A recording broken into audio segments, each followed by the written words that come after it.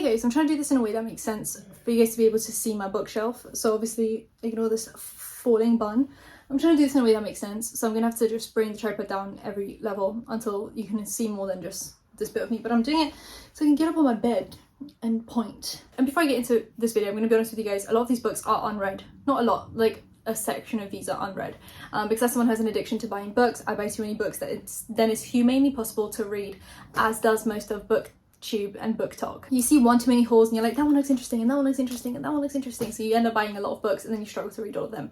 Also, I have them separated in kind of genres, and you're going to see a pattern with which books get read more often, and that kind of leads me to why I don't buy as many of one genre anymore, etc, etc. Before I get into all of that, my drama channel, my beauty channel, and my podcast will all be in the description. Anything else you're meant to find will also be there. Subscribe, hit the bell, like, comment for engagement, and let's get into it. This top shelf here is fantasy, and this is the area where I love the books. Oh, and this row here. These two rows are fantasy that is pretty much seen on BookTok. I do love a lot of these books. However, I struggle to get into them because one, you have to understand the whole system. Like, I feel like if you're reading a more fiction book that is set in reality, it's easy to get into it because you really have to understand the magic system and the system of the world. And fantasy is difficult to get into because there's just so much to learn in one book. So trying to read through the first chapters when you're really not sure what's going on, mainly if you're just like plopped into the storyline, can get a bit overwhelming. And I feel like if I'm in like a reading slump, these are not the books I'm reaching for because these require brain power, and sometimes I don't have that. But I'm going to go through some of these.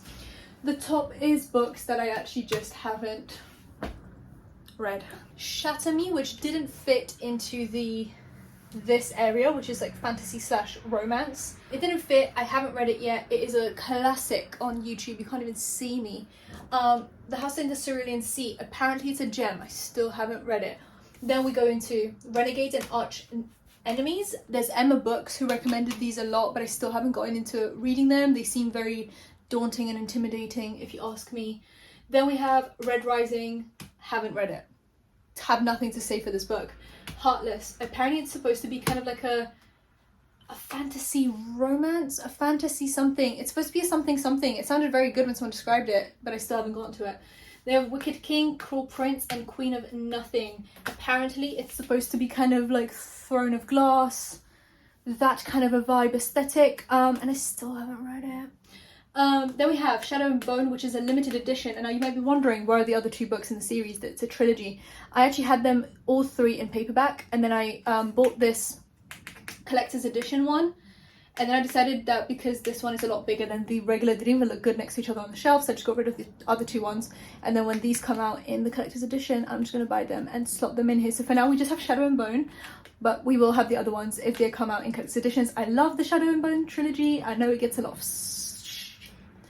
for being poorly written or being like, heavy focus on romance and yada yada yada, typical tropes of love triangle, yada yada yada yada. Personally, I love the books. I think I finished Shadow and Bone in like a day, and then I literally jumped straight into the other two. I think the middle book was the weakest, and I think the last book was fine, but I think Shadow and Bone, like the original book, is the best book.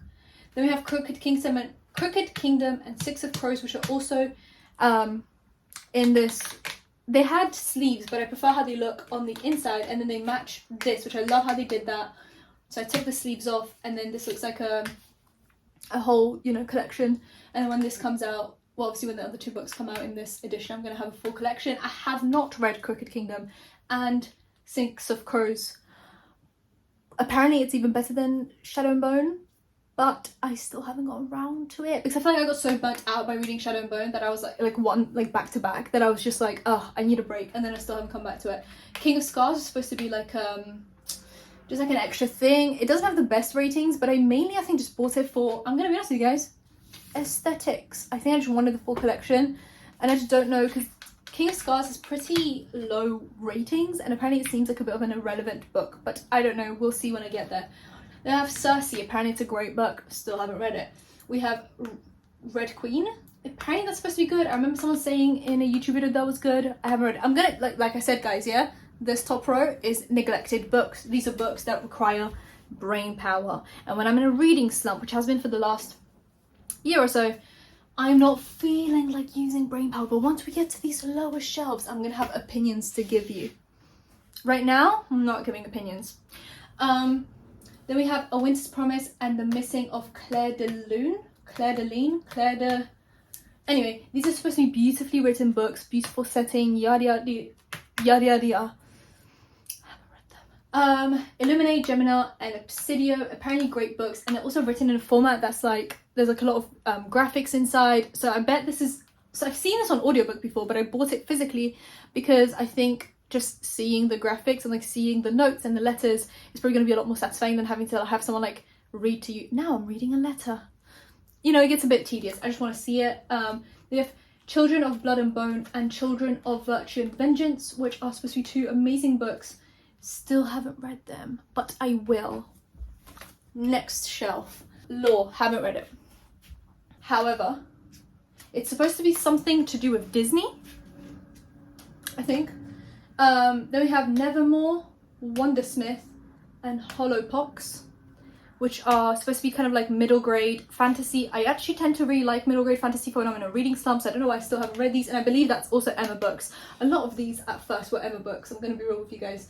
They have The Winter of the Witch and The Girl in the Tower and The Bear and the Nightingale. Same series. I struggled to find The Girl in the Tower in hardback for so long. For some reason, the only way you could buy it was for like £80 or nothing. So I just had these 2 books, but not this one because I couldn't find it. But now I have them. And then I found out that they're very like not plot heavy, but they're just more like ambiance and aesthetic. Not my favorite kind of book. I want a little bit of plot. And it's not giving that apparently, so we'll see. Anyway. The Kiss of Deception. Apparently this is supposed to be amazing, but if I was to make a pick, I would have never bought this. Because I just feel like the cover is cringy to me. Not cringy. I don't know, this just feels like one of those like, books, you know? But people said it's amazing. I think it's a series. Oh yeah, The Remnant Chronicles, book 1. Apparently it's supposed to be amazing. The plot's fantastic. Tell me why I still haven't gotten round to it. They have The Raven Boys. That's a series, but I have book 1. And maybe I have this on audio. I can't remember. The Savage Song by V. Schwab.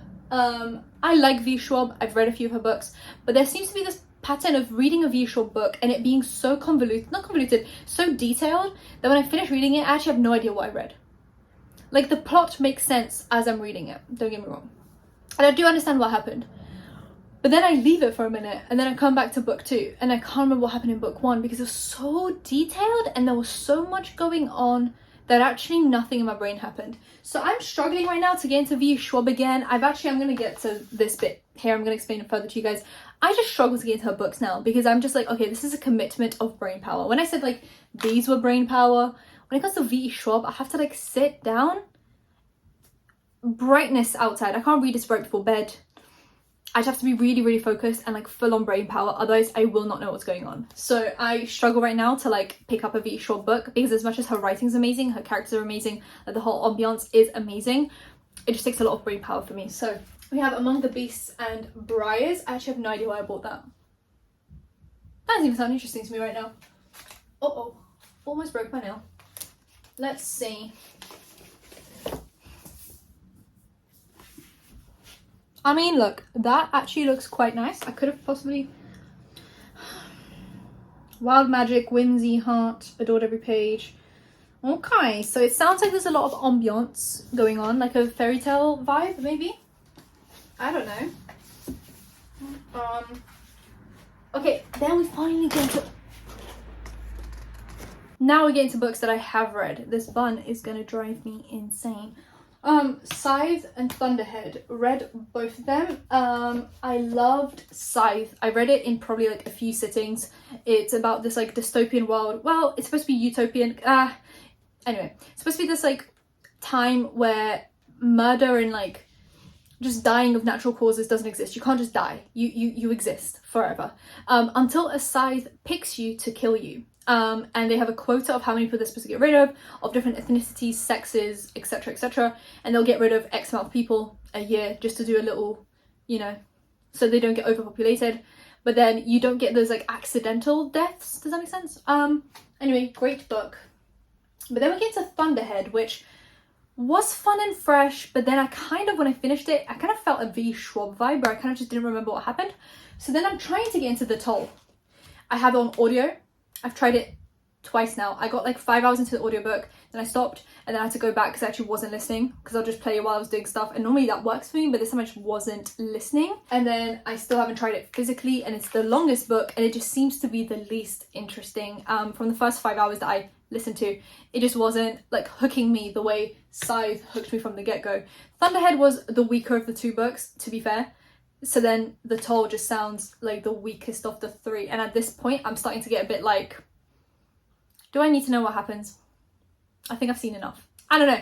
I'm just saying, you guys, if you read The Toll, let me know how you feel about it. Spin the Dawn. Haven't read it. Don't know why I bought it. Then we have Vengeful and Vicious, which I bought because I really liked A Darker Shade of Magic, A Gathering of Shadows by V. Schwab. So I read A Darker Shade of Magic on a plane trip to, I believe it was LA. So I was going there or back. Or was it Florida? And it was like a very long flight, and I essentially finished the book all in one sitting. So then I was reading the second one, and it went about as quickly, but I feel like maybe I was focusing a tiny bit less. And then I just never got around to the third one, because like I said, it requires a lot of brain power. And if you ask me now what happened in the first or second book, I would not be able to tell you. I'd have to essentially do what I did with Scythe and Thunderhead, which is read those summaries before getting into book 3, and then that just tires me out. I just hate how like well some books are written, because it's written so well to the point where I'm just like, this is written too well, and I'm like not focusing anymore because it's just so detailed and there's so much going on and it's so expanded. I'm just like, there's a lot happening here. I need to take a breath and a beat in a minute. So anyway, I was supposed to read these after these, but because I still didn't read this one, I haven't read this one and I haven't read this one. So now we get a bit closer. Now we get into the books that like I've actually read and can give opinions on. Hello. Okay, no, I lied. Yikes. Anyway, I have The Pride and Prejudice. This is the Penguin collection. It's in that like beautiful canvas situation. I still haven't read it. I know it's a shame. It's a crime. I will get to it. I will become a Jane Austen fan. I know. What a shame. I will. I went to this like independent bookstore the other day, and there was just a lot going on. And I bought this limited edition of The Adventures of Sherlock Holmes. And it's in this like, obviously I've got this in this sleeve, which is like a plastic sleeve, because this is all cut out, so it would rip very easily. But it's basically cut out, and then the blue is the canvas book. So you can either take the green off, or you can just keep it together. And then the smoke spells out, obviously, the name of the author, which is obviously Sir Arthur Conan Doyle. So we have the Sherlock Holmes, and this is actually one of 10,000. So they stick in this sticker, and it says that this is book 8,794 of 10,000. So that only 10,000 of these have been printed. It's a limited edition copy. I can't wait to read Sherlock Holmes. I've never read it, actually. I know. I was just never really into classics. Like, as much as I loved reading kids as a book, I was never into like literature, as in like, okay, that did not make any sense. I could not do literature at uni or literature at school and like heavily focus on it, because reading books to me was always like a fun activity. It was never to do with like education, or it was like watching Netflix to me. Like, you might get educated on the side, like indirectly this might be educating me, but I treat it as fun. So I could never do it as part of like a school curriculum, because then it just pissed me off, because I felt like I was just taking time away from the books that I wanted to read books that I'm forced to read. So that's why I was always so not against classics, but like subconsciously I just never wanted to read classics, because like, this just feels like schoolwork to me. But now that I am, trying, I've bought a few classics. Oh, up there as well, I have A Little Woman, which apparently is a very good book. I forgot to mention it was up at the top. It didn't fit anywhere else, but yeah, I have Little Woman, Pride and Prejudice, and the Sherlock Holmes, like The Adventures of Sherlock Holmes to read, which are the 3 classics I have. And let me know if any other classics that you might be reading, enjoying, like any that are like good, just let me know in the comments, and I might buy some more classics. And maybe do like a classics challenge where I just read like a bunch of top recommended classics and rate them or something. I don't know. Then we have my non-fiction bit, which I love, because it's all essentially just like women, mainly. So at the top we have The Tipping Point by Malcolm Gladwell. I picked this up in a secondhand like thrift shop. I went thrift shopping and I just picked this up on a whim. It's called The Tipping Point. It's about how little things can make a big difference, and it talks about just how like the things we do sometimes just end up like snowballing into big activities. Brilliant and original landmark book. Malcolm Gladwell explains and analyzes the tipping point, that magic moment when ideas, trends, and social behaviors cross a threshold, tip, and spread like wildfire. It's basically just like how we do things as a society. I just thought it was nice. It's like a small book. I like reading non-fiction that's kind of like making me think. Then I have the beloved on TikTok, Why Men Love Bitches. Would I recommend it? Not particularly. I think it was written for a specific time. It was written kind of like for the 2000s era of the beginnings of modern feminism. Obviously feminism has been going on for ages, and like strong feminism has been going for ages, but I feel like there's a difference between then like modern feminism, which is kind of like a different era of feminism. Obviously this kind of book probably did wonders for women in the 2000s, but I feel like in 2022 it does come across a little bit outdated and almost not feminist. Does that make sense? Like when something is so feminist that it's almost unfeminist. It talks about how you should like manipulate men into doing things for you, but in reality you're still just feeding into patriarchy and feeding into how men want you to behave, essentially, and just being like the perfect woman that's always put together and like don't have sex on the first date. And like it's so trying to be feminist and like so trying to be like a strong woman that doesn't let men walk all over her, that it almost just feeds right into the sexism that we've been trying to get rid of. So it was a very entertaining read, but as a whole, would I recommend it as a self-help book? No. I think if you read it as the entertaining read of like, oh my god, what were women reading in like the 2000s? Sure. But if you're reading this with the like thought process of like treating this as a self-help book and like using that in everyday life, no,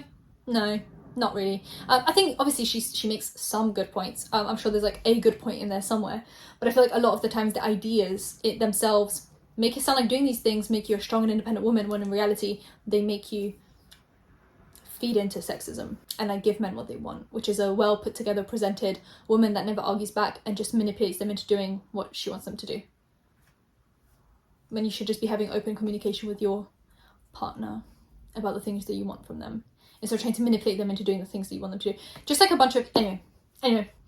Then I have Women Don't Owe You Pretty by Florence Given, which I haven't read yet, but people have very mixed reactions. Some people say that it's a great feminism book, but some people are saying it's kind of like entry-level feminism, where it's like very surface level, easy to consume. And like I feel like I've done the easy to understand, surface level, easy to consume feminism. So I don't know if this is going to just be like things that I already know.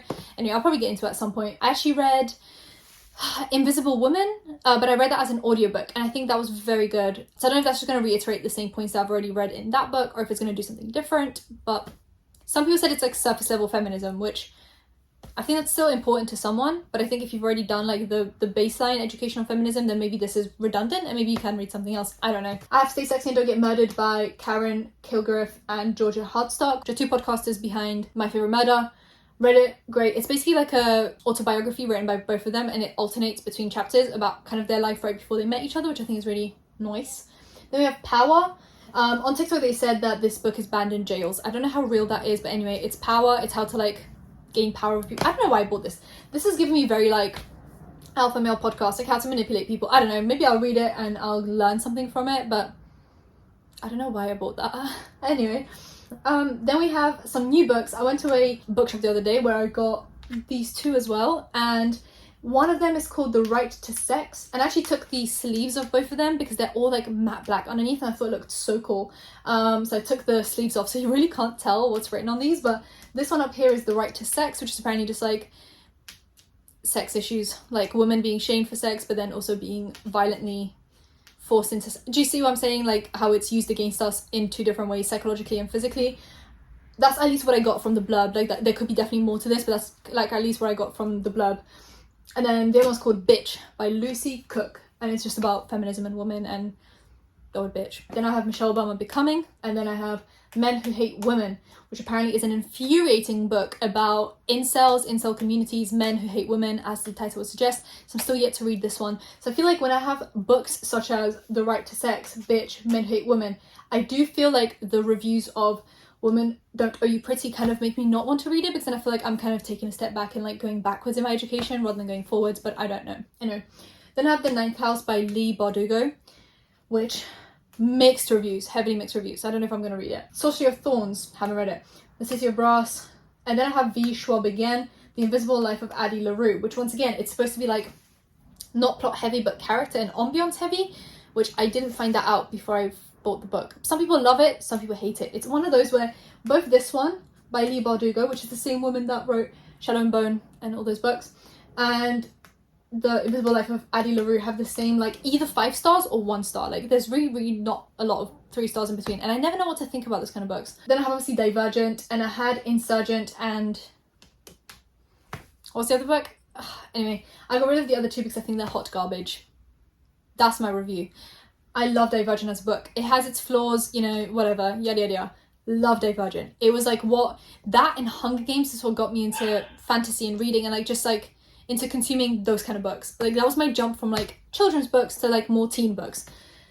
Everything after Divergent was a downhill slope. Mrs. Veronica Roth destroyed that series single-handedly, and then the movies that came along, nail in the coffin. Then we have City of Bones, which I bought by Cassandra Clare, which I bought because of Emma Books, and then now I'm like so intimidated to start the series because it just seems like a commitment. We have Cinder, which is another kind of old school booktube classic.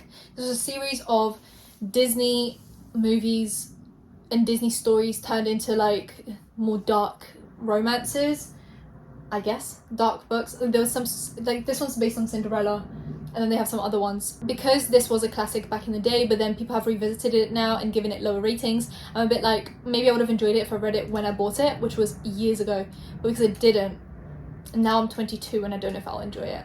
Then we have Hunger Games, my beloved.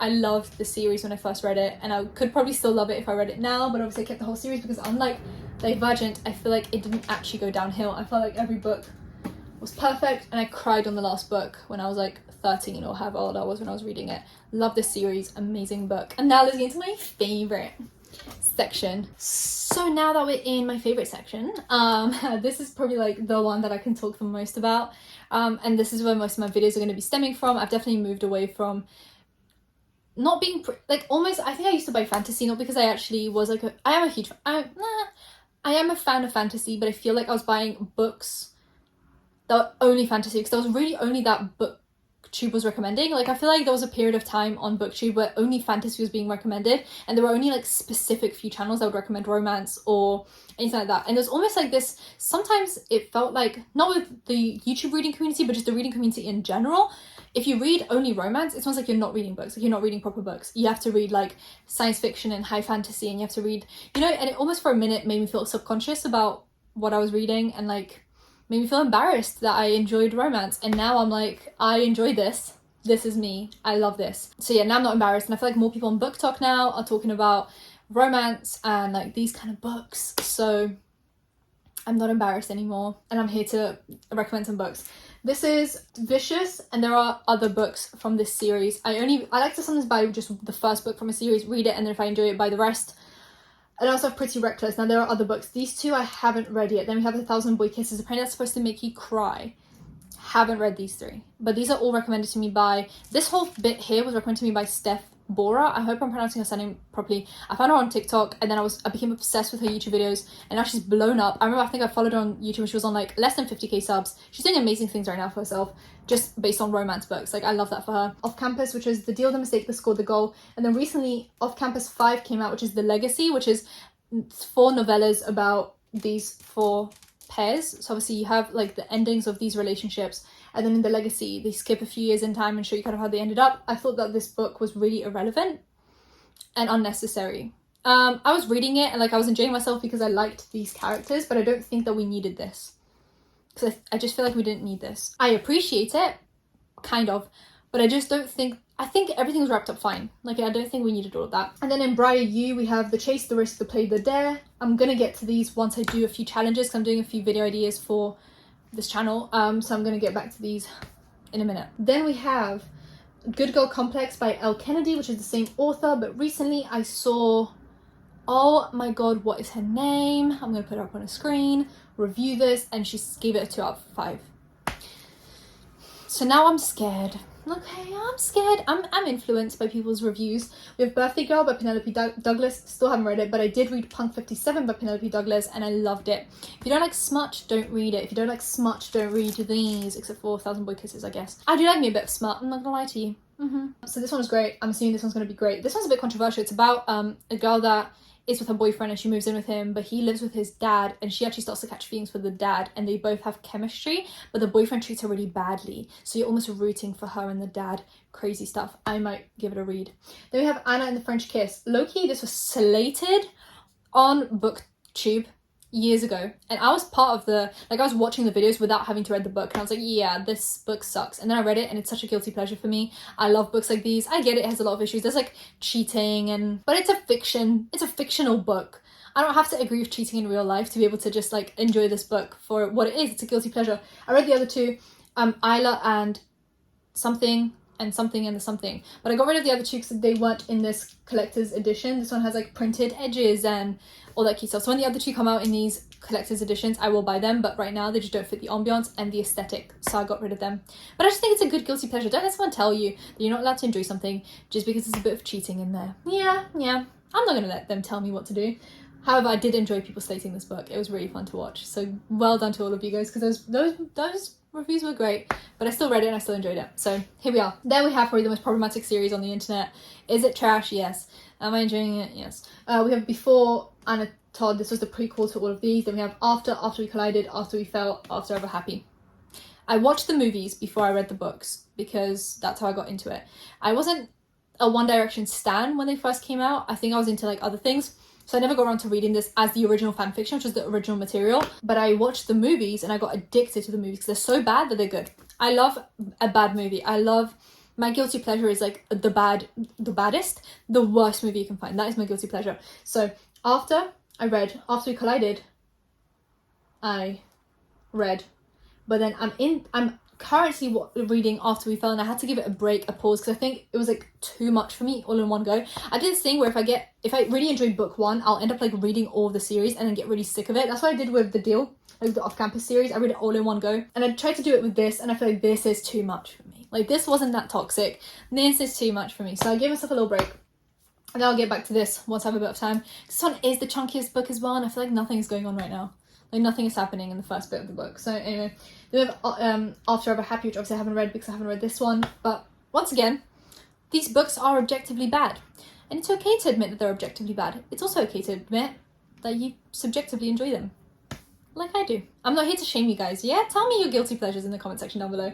Then we have Sally Rooney. We have Normal People, which is actually turned into a TV show, I believe. Conversations with Friends. Now, I bought this at the same time that I bought these in that independent book shop. Normal People, apparently... Okay, so this book here is once again like these two, where it's either 5 stars or 1 star. It's either like people were disappointed or like pleasantly surprised. So I will read it and I'll let you guys know, but I want to read it before I watch the TV show.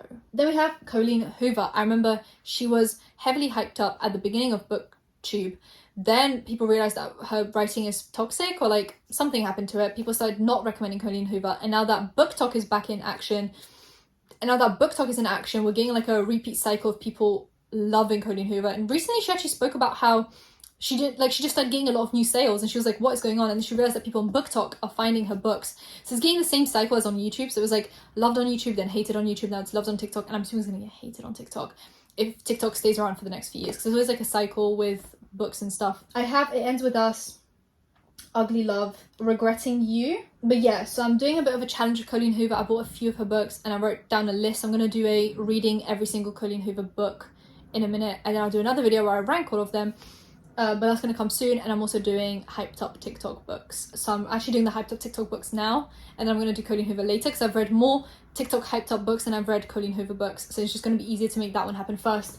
So I'm missing a few books from here because I have them kind of scattered around. Then I have, I bought this literally the other day. It is a series about F1 drivers. It's supposed to be like a romance series about F1 drivers, and I've recently gotten into F1 because of Drive to Survive, so I thought, haha, how interesting, I can read this. So this book one is called Throttled, but they have other books. So they have the different tropes of like a very miserable guy and a sunshine girl. They have friends to enemies. They have like proximity, like fake dating, I think. And then they have another one. I'm very excited about these. These give me the same vibes as Off Campus, but just with F1. Correct me if I'm wrong. Then I have The Girl He Used to Know, which was just recommended to me on Amazon when I was buying a book. I thought I'd buy it, but I have no opinions on it. Then I have Out of Love by Hazel Hayes, which I actually saw on Steph Boris' channel, and the synopsis of this was really interesting. It's supposed to be the first page of the book is about them breaking up, and then it goes back to when they fell in love. So instead of falling in love to breaking up, it goes from breaking up to falling in love, and like how everything happened to ruin the relationship, which I thought was really interesting. Then we had the Selection series, which I bought because I thought it'd be a guilty pleasure, but I never got around to it, and I feel like it's going to be a little bit childish for me, maybe. I don't know. Let me know what you think about the Selection series. And then I have The Hating Game, which I did read. It's a Enemies to Lovers, and I'm going to include that in my TikTok hyped books.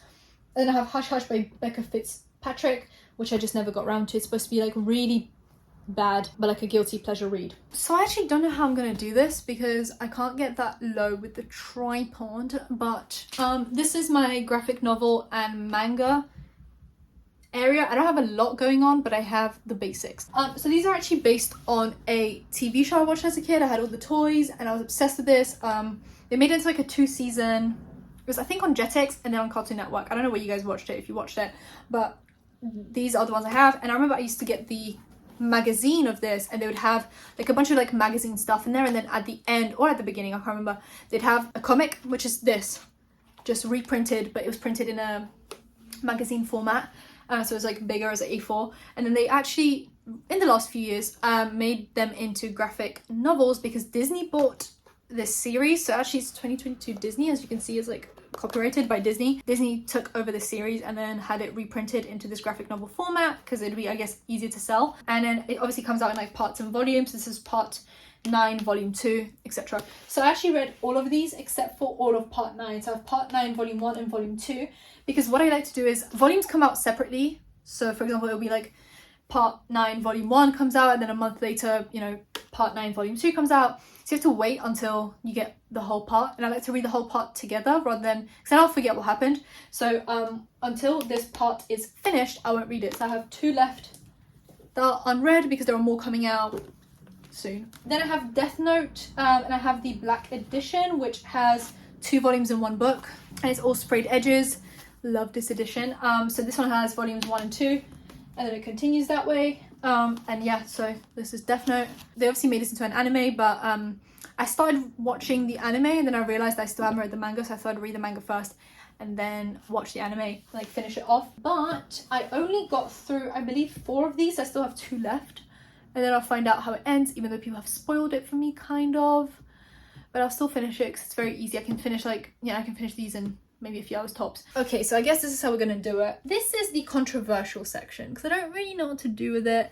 I do still love these books. The author, not great. So I have the illustrated editions of Harry Potter. There's only 4 that came out because Jim Kay is taking a hot split second to illustrate them. So you have these 4, which are illustrated editions. Then I just have the hardbacks of the series, obviously, because that's what I read. I've read the series a few times now. I also have it on audiobook. And then the author had to join Twitter and be backwards about life, so that was wonderful. Just ruin everyone's childhood, but at least she said it, you know, at least we know, so we can, you know, make our decisions about life. But if you've already, I just want to say, if you've already bought these books, there's no point of burning them or throwing them away because the money's already in her bank account and you're just now damaging your property that you've paid money for.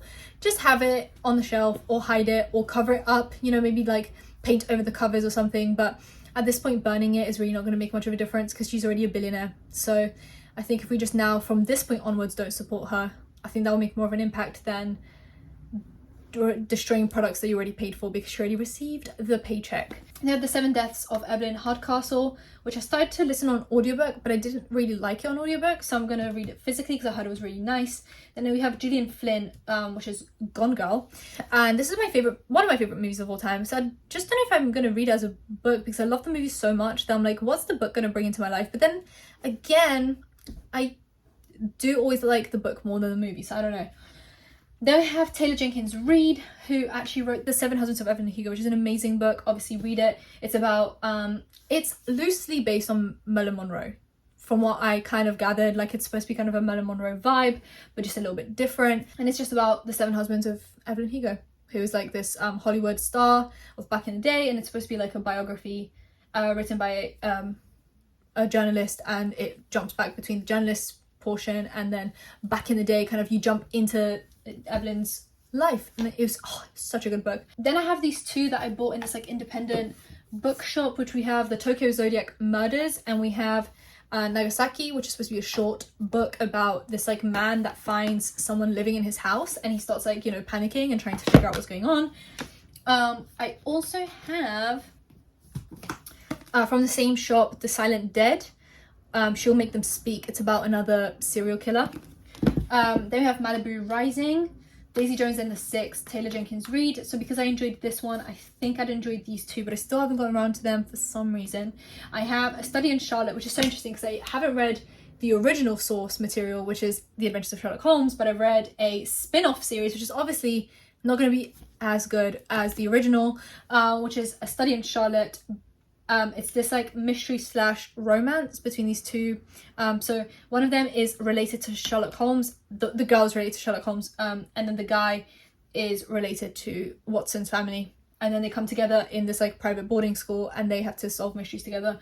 And there's 4 of them. I actually really enjoyed them. But yeah, if you like mysteries and romance and that kind of a thing, or you're just a fan of Sherlock Holmes, then maybe you'll like these. But maybe if you're a fan of Sherlock Holmes, you won't like these. I don't know what the vibe is with like taking source material and turning it. I don't know what people think. Now, Truly Devious, one of my favorite mystery series. I read Truly Devious, The Vanishing Stair and The Hand on the Wall, which is a trilogy of this boarding school where murders are happening, and the original character, I can't remember what her name is, Stevie? She's basically into true crime and she solves these mysteries, and they invite her to this boarding school because she's into mysteries and they're hoping that she's going to solve them. And then towards the end you find out what happened. And I'm actually currently reading, not the spin-off, but almost like a spin-off bit, which is called The Box in the Woods, where she, after all of this happens, gets invited into a summer camp where other murders have happened for her to possibly resolve these murders as well. I actually read this one on a plane journey in one sitting. I finished it, you know, when we took off to when we landed, I had finished the book. I do a lot of that where I take a book with me on like a really long journey and I'm like, okay, I need to sit down and read this, like start to finish. And then we have Heretics Anonymous, which was recommended to me by Emma Books, just like the Tree Devious series and 7 Husbands of Evelyn Hugo. Heretics Anonymous is supposed to be this like help group in like a religious school about people that are kind of like rebelling. I'm pretty sure it sounded kind of cool. And then I have The Afterlife of Holly Chase, which is supposed to be about this really privileged girl that gets put into the like afterlife, but kind of like the in-between, where you're helping other people learn the wrongs of their life. And then yeah, it goes from there. I think it was okay. Like, it was recommended to me by Emma Books, and I know she reads it every Christmas or every Halloween, one of those. I think it was really good, but I think because she overhyped it so much, I was like, oh my god, it's gonna be the best book ever. And I think it was nice. I would probably read it again because it's one of those like guilty pleasures. You read it, you know, once a year. It's the ambiance, yada yada. But I just don't think it was that special to me. And then I have Colleen Hoover, Verity, which I put down here instead of up here because it's actually not a romance. It's a thriller / mystery. This book is perfect. This is my 5-star read of this year. This, so far, obviously this year hasn't ended yet, but I love this book with my whole being, whole heart. It's perfect, actually. It's so unnerving and so just like, I don't know, you just feel so uncomfortable reading it that it's perfect. I can't believe that someone who's responsible for romances was able to write this masterpiece, but she did, and she did it so well. I love this book. I'm not even trying to spoil it for you because anything I say is just gonna be, I think you just need to go into it without knowing anything. It's about an author who is paid to write a book and then finds out information. That's it. That's all I'm gonna tell you. That's all she wrote. Read this book. It is amazing. It's so good. I read it so quickly. It's actually not a super long book, but it's just like the perfect length, it's like so good. But it is a mystery thriller, so if you're seeing Colleen Hoover, don't think it's going to be a romance because there's nothing romantic about it. It is a mystery thriller, but it's just nothing like I've ever read before. It's so good. And that is my bookshelf. Let me bring you guys back up so I can actually have a chat with you guys. So now that I've shown you my bookshelf, I'll be doing more book content on this channel. Obviously I'm doing more like challenges or just like reading things, reviewing things for you guys, obviously as I would with book channels. But let me know if you are interested in any of these, if there's anything specific you want to see from me, if there's any books you recommend for me, mainly of this vibe and ambiance, and I will get around to them and let you know how I feel about them. I want to do more fun content, you know. I just don't want this to be pressuring me into reading more than I need to, or reading books that I don't want to read just for the sake of posting a video. I want to have fun with this channel, so let me know anything that you want to see and I'll make it happen to the best of my abilities. Anyway, subscribe, hit that bell, like, comment for engagement. I'll see you in my next one. Bye guys.